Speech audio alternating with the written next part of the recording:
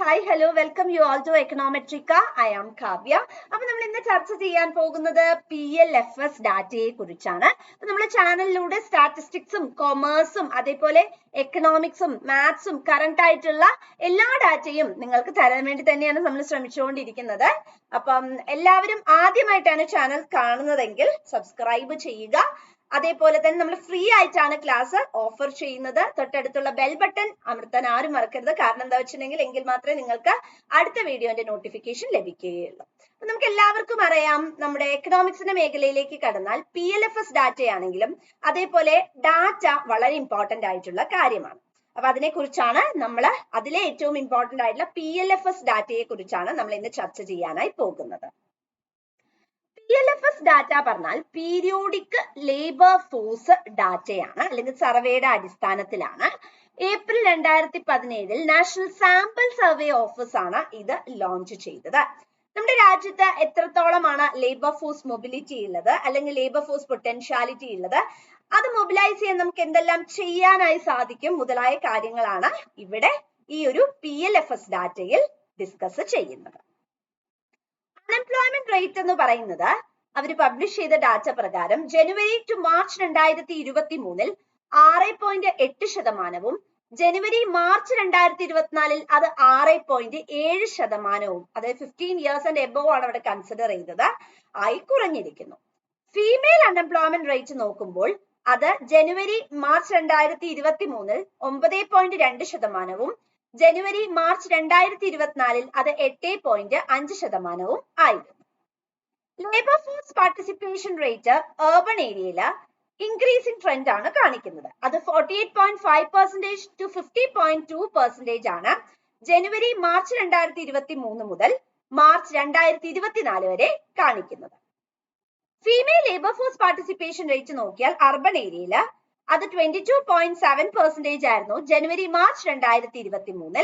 അത് ജനുവരി മാർച്ച് 2024 ആയപ്പോഴേക്കും 25.6% വർദ്ധിച്ചിരിക്കുന്നു.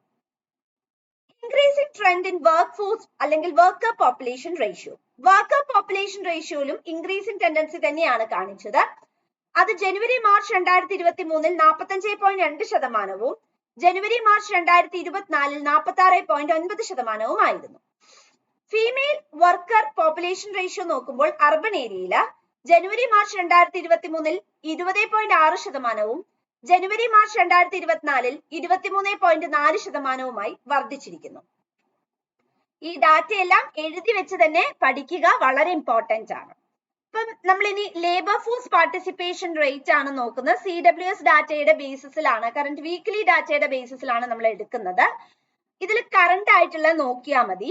ഇതില് മെയില് വരുന്നത് 74.4%, ഫീമെയിലിന്റെ 25.6%, ഇൻ പേഴ്സൺ 50.2%. ഇനി work force participation rate CWS urban area നോക്കുകയാണെങ്കിൽ ഇവിടെ ലേബർ ഫോഴ്സ് പാർട്ടിസിപ്പേഷൻ ആണ്, ഇവിടെ വർക്ക് ഫോഴ്സ് പാർട്ടിസിപ്പേഷൻ ആണ്.